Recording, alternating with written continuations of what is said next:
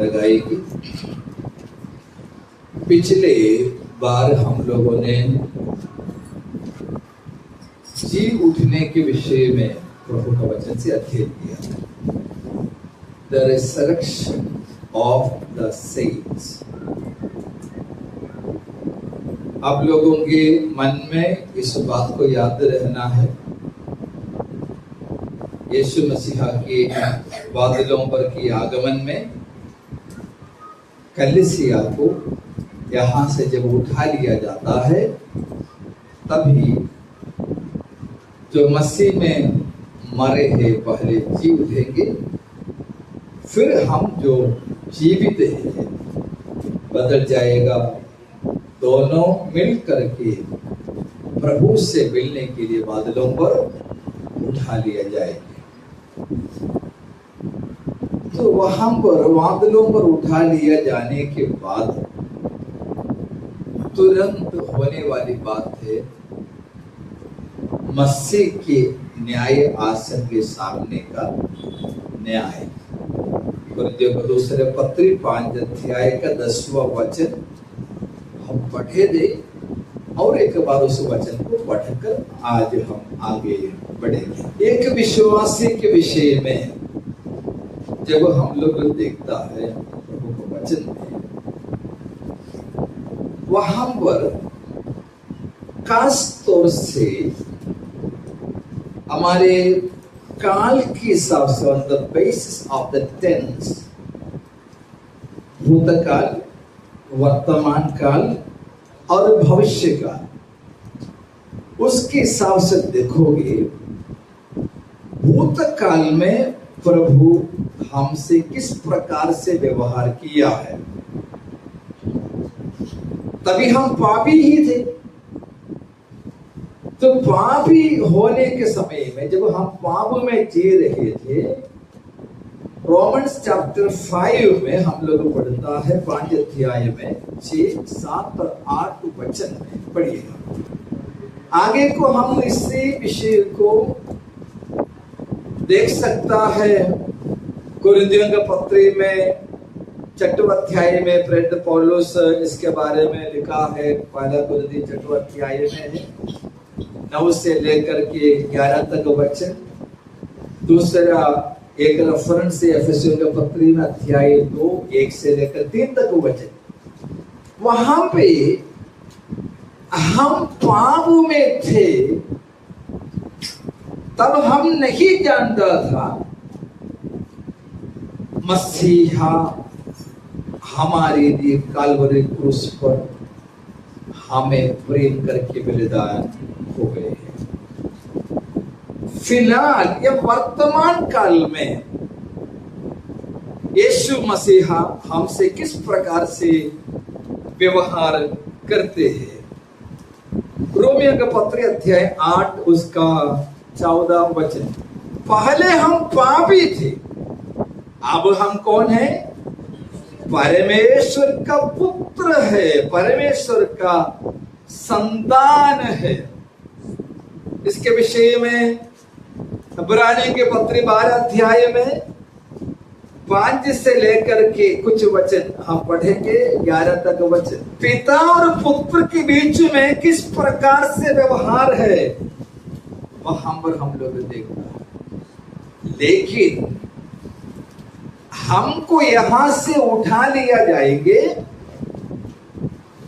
और हम जब यीशु मसीह के साथ होंगे, तभी किस प्रकार से व्यवहार होगा। 5:10 में हम लोगों ने पढ़ा है, हमारे कार्यों को वहां पर बराबर इवाल्युएट करने वाले, उसका टेस्ट वहां पर होंगे। हम उसके बारे में प्रभु के वचन में कई सारे भाग पढ़ सकता है। 1 कोरिन्थियंस चैप्टर 3, पहला कुरिन्थी अध्याय 3 उसका 11 से लेकर के हमारे न्याय का तरीका, उसका नेचर ऑफ द जजमेंट वहां पर लिखा हुआ, उसका स्वभाव किस प्रकार से होगी। तो उसके लिए हमें इस बात को जानना होगा, समझ में आना चाहिए। स्वर्गीय न्यायालय, द हेवनली कोर्ट, तो हम जैसे वहां पर पहुंचेंगे, हमें प्रतिफल देने के लिए सबसे पहले स्वर्गीय कोर्ट के सामने हमको खड़े रहना होगा, हाजिर होने। वहां पर कौन कौन होंगे? परमेश्वर पिता, पुत्र यीशु मसीहा, पवित्र आत्मा और शैतान। ये चार लोग, स्वर्गदूत वहां पर है, लेकिन मैं जो है हमें भी छोड़कर ये चार लोग वहां पर खास तौर से होंगे। पुराना नियम के भक्त लोग होंगे, साराफिया, करूबिया, 24 प्राचीन, ऐसे बहुत सारे लोग वहां पर होंगे इस कोर्ट के सिस्टम। हमारी न्याय शुरू करने से पहले हमारे लिए एक चार्ज शीट बनाया है। चार्ज शीट, हम यीशु मसीह को ग्रहण किया उस दिन से लेकर के जब हमको यहां से उठा लिया जाते हैं, नहीं तो हमारा मृत्यु, तब तक कि हमारे सारे कार्यों को लिखा हुआ एक चार्ज शीट हम सबके नाम पर, हम सबके नाम पर है। और वहां पर कोर्ट में चार्ज शीट हमारे नाम पर है। फिर वहां पे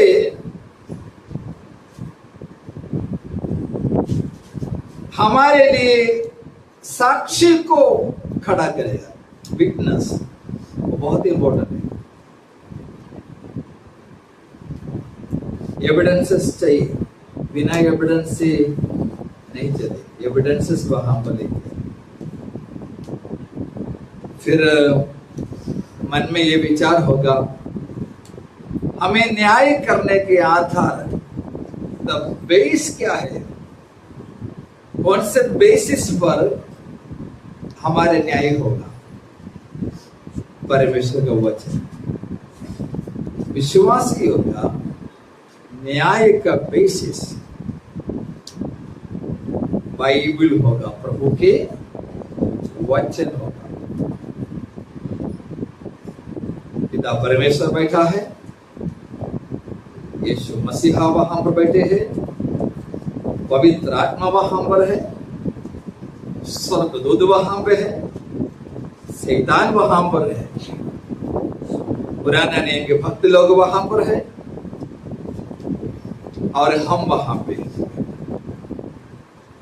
हमारा चार्ज शीट रेडी हो गया,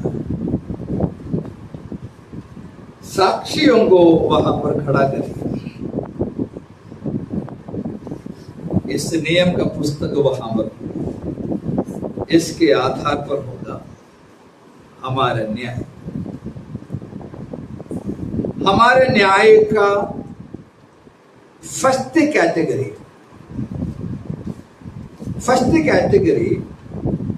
पर्सनल मैटर्स है, व्यक्तिगत बातें। वो क्या क्या होगा? नंबर 1, गिफ्ट्स, वरदान। फर्स्ट, हमारा न्याय करने में लाने वाले फर्स्ट ग्रुप ये है, द गिफ्ट ऑफ गॉड। परमेश्वर ने हमें दिया हुआ वरदान।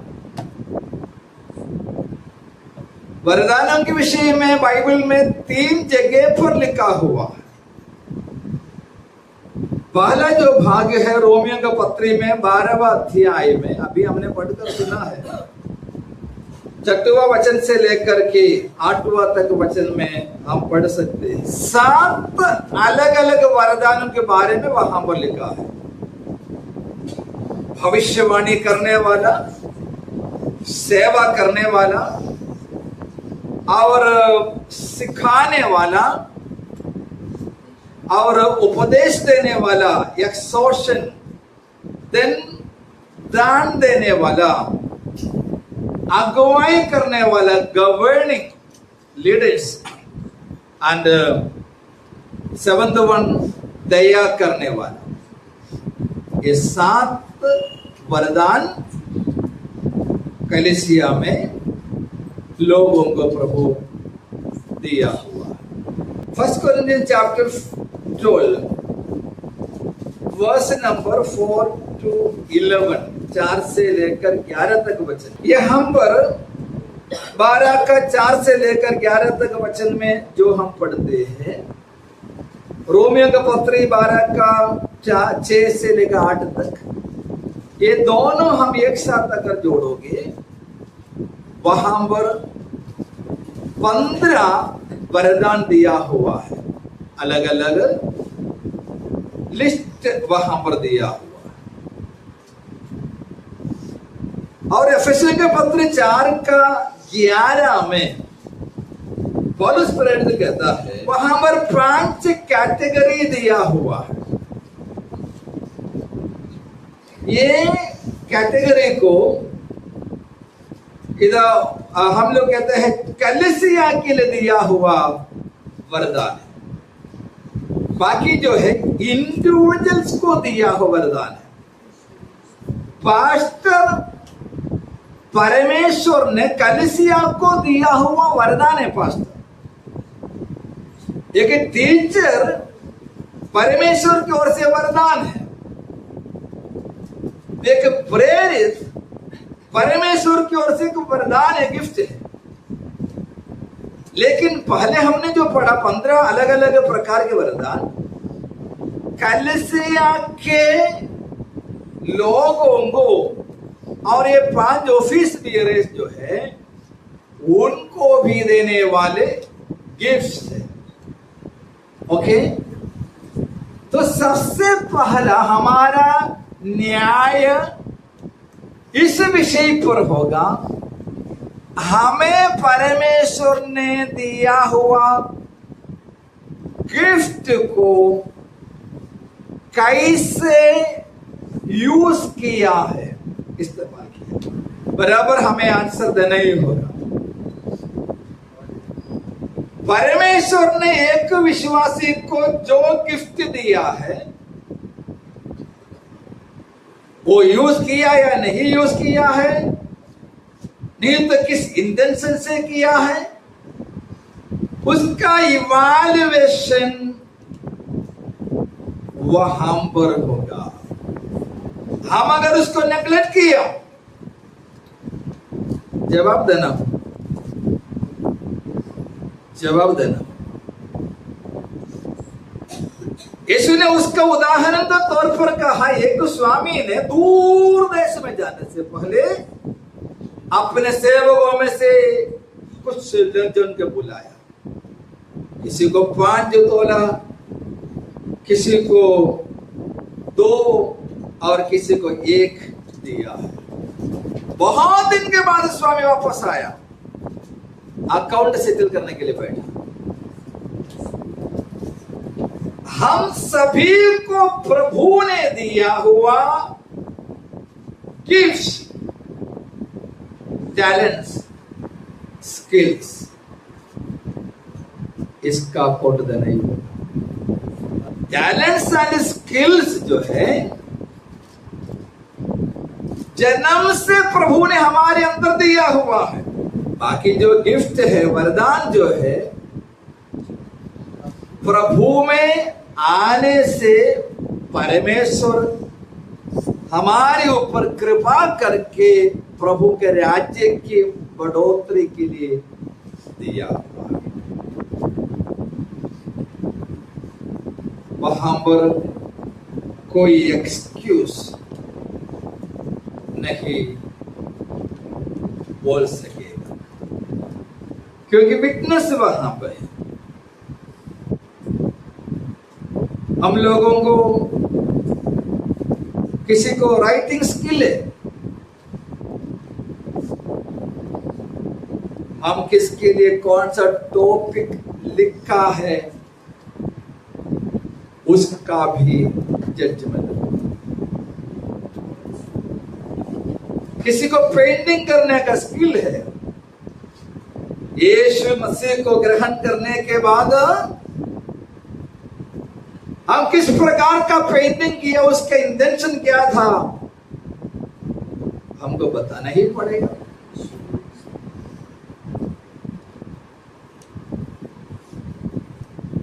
हम अपने हाथ से कुछ भी डालकर किसी को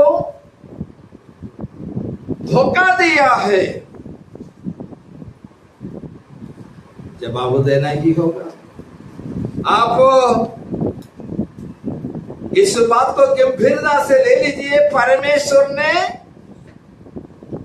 आपको जो गिफ्ट दिया है, स्वर्गदूतों को जो नहीं दिया,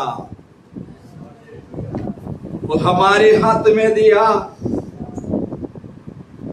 सेवा करने के लिए, ट्रैक्ट बांटने के लिए, सुसमाचार सुनाने के लिए, दान देने के लिए। नहीं देता हूं और कोई नहीं देता, मैं क्यों दूं?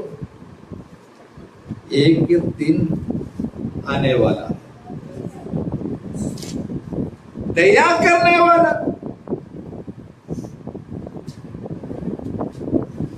सारे गिफ्ट एक दिन इसका इवैल्यूएशन होगा। हम पर कोई जाने या ना जाने से कुछ भी मतलब नहीं।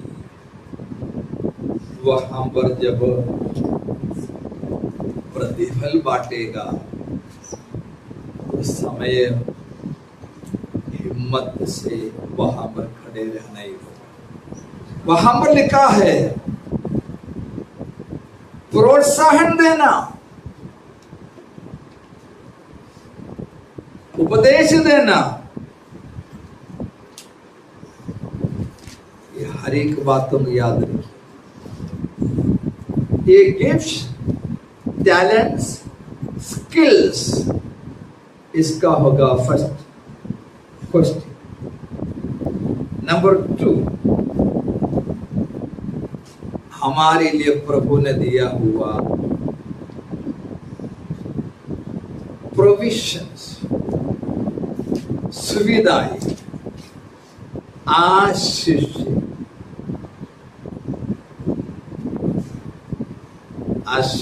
Material blessings. परमेश्वर ने हमें बहुत ही आशीष किया है। यीशु मसीह में आने के बाद अनेक प्रकार की आशीषें मिली है। हमारे समय प्रभु जी मुझे आयु बढ़ा के दे दो, हम प्रार्थना करते हैं, प्रभु प्रार्थना सुना। कोविड में फ्यूजन निकल सकता था, प्रभु आयु बढ़ा के दे। लेकिन एक क्वेश्चन है, मैं तेरे आयु बढ़ाने से, तुम्हारे लिए इतना टाइम बढ़ा के देने से, तूने मेरे लिए मेरे वचन के अनुसार कैसे जिया है? समय नहीं मिला करके कोई नहीं बोल सकता। प्रार्थना करने के लिए समय नहीं मिला, बाइबल पढ़ने के लिए समय नहीं मिला, ऐसा कोई नहीं बोल सकता, क्योंकि वहां पर शैतान भी खड़ा है। हमारे हर एक माइन्यूट मिस्टेक्स भी उसके हाथ में भी है।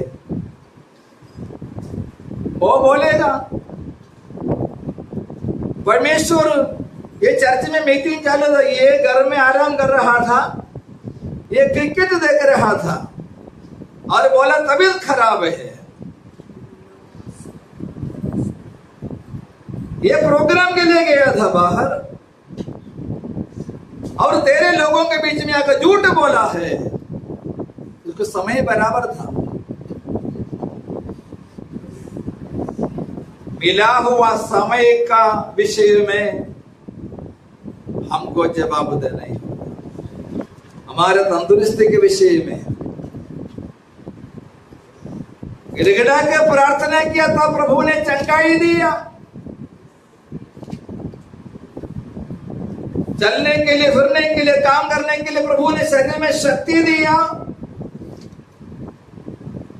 लेकिन ये ताकत प्रभु के लिए या परमेश्वर के वचन के अनुसार भले काम के लिए किया है, सही उसका उपयोग किया या नहीं, वहां पर प्रकट होने वाले हैं।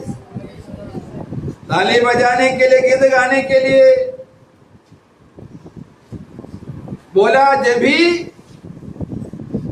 हम लोगों ने कितना एनर्जेटिक था।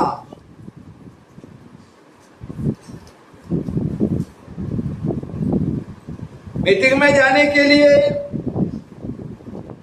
चल के जाने के लिए, 1 किलोमीटर या आधा किलोमीटर दूरी जाने के लिए हमको नहीं हुआ, लेकिन 2 किलोमीटर चल के हम दूसरे जगह पे गया।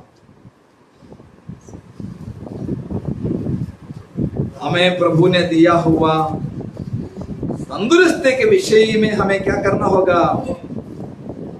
जवाब देना ही होगा। मिला हुआ पैसा, सब लोग प्रार्थना करना मेरा पगार बढ़ने के लिए। अच्छे से प्रेयर हुआ है, पगार भी बढ़े, नहीं तो कुछ इंक्रीमेंट भी मिला, कुछ भी मिला, इसको पता है, कौन जानता है। आप चुप रहने से आपका विचार है, कोई नहीं जानते। वो जब वहां से सैंक्शन हो गया तभी से रिकॉर्ड किया हुआ है।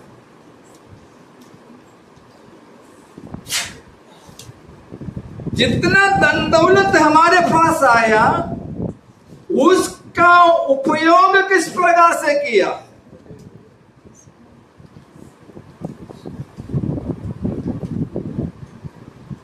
हम अगर उसको स्पेंड किया है,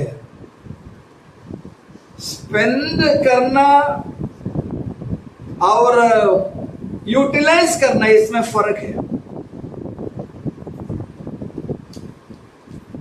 खर्चा कितना भी कर सकता है,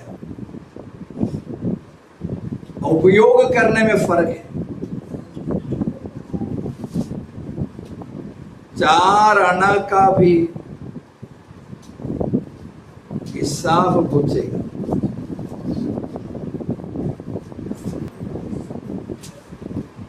सुविधा मिला है, अच्छा घर मिला, घर के लिए प्रार्थना किया, बहुत अच्छी बात है। लेकिन वो घर हम कैसे यूज कर रहा है? कोई घर खरीदने के लिए चाहते हैं, समझो कोई घर खरीदने चाहते हैं, नया घर। कोई लोग प्रार्थना है, प्रभु जी मुझे घर खरीदना है, आप रास्ता खोलो। पर वो रास्ता भी खोल दिया। पर ऐसे जगह में घर खरीदा जहां पर कोई चर्च भी नहीं, पास्टर कोई आना भी नहीं चाहिए। मस्त तुम सो सकते, 10 बजे तक सो सकता है, कोई आएगा भी नहीं।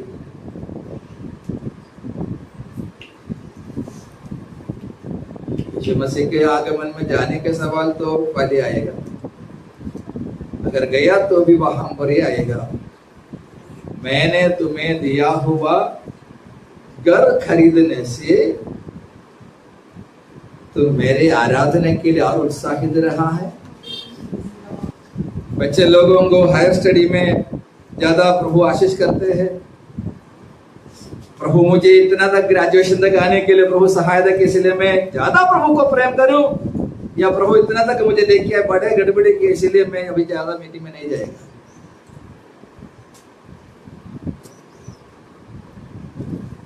दसवीं तक तो ठीक था, अगर मुझे परमेश्वर 10वीं में फेल करा देते तो मैं तो मीटिंग में आते थे। जो भी आशीषों को प्रभु ने हमें दिया है उसके बराबर के हिसाब देना। डेढ़ ये है हमारे व्यक्तिगत विषय बोल रहा, हमारे इमोशन के विषय में आपको जवाब देना। क्या है? इमोशन के विषय में, हमारी भावना के विषय में क्या देना पड़ेगा। तो आओ कैसे है, इमोशन के विषय में कैसे जवाब देना है। वचन में लिखा है रोने वालों के साथ क्या करना है? रोना है।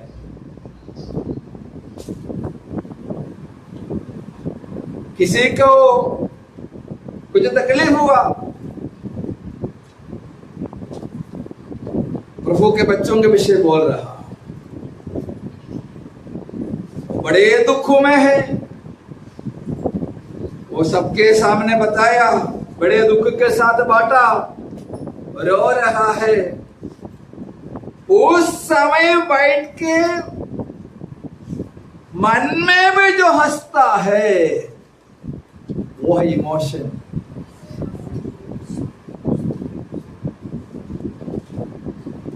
वचन हम पर बोलते समय बाहर से चेहरा बहुत ही मुस्कुराते हुए दिखाते, लेकिन अंदर ही अंदर अगर कड़वा भरता है वो है इमोशन।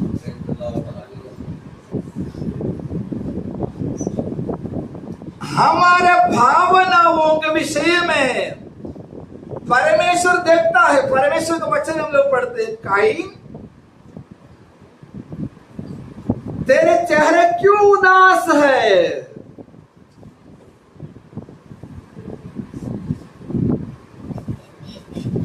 बहुत ही सावधानी से हमको रहना। व्यक्तिगत जीवन में कितने हमें संभालना ही होगा।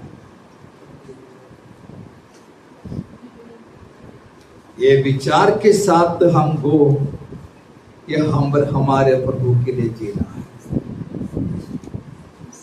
हमें सौभाग्य मिला,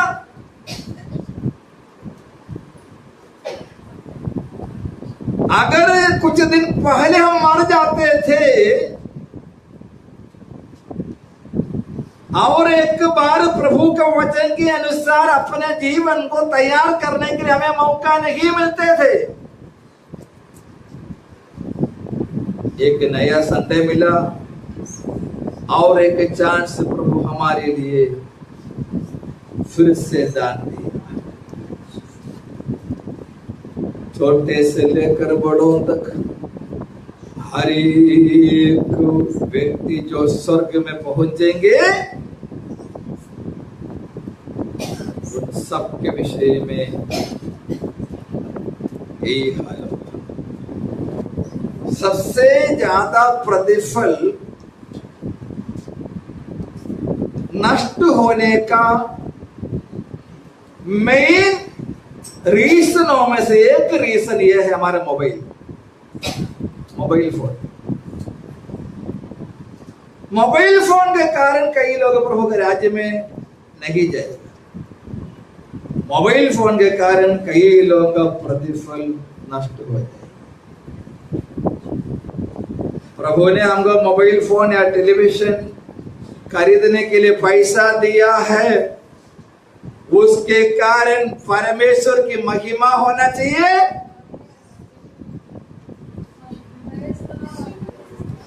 परमेश्वर का क्रोध नहीं आना चाहिए। इधर का पूरा रिकॉर्डिंग चल रहा है।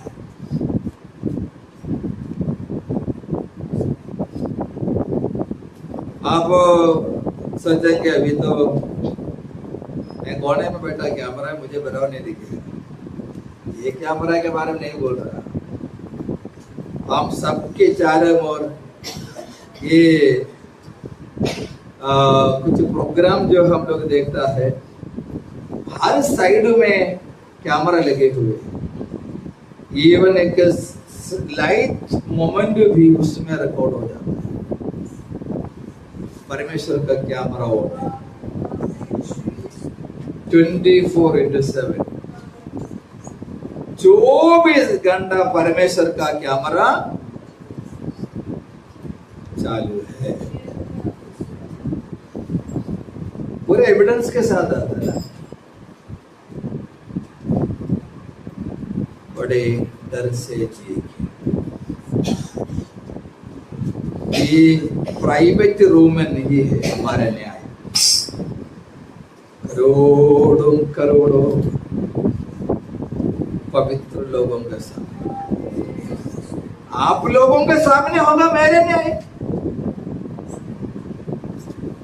हम सारे विश्वासी लोग जो वहां पहुंचेंगे, उनके सामने होगा एक एक जन का न्याय।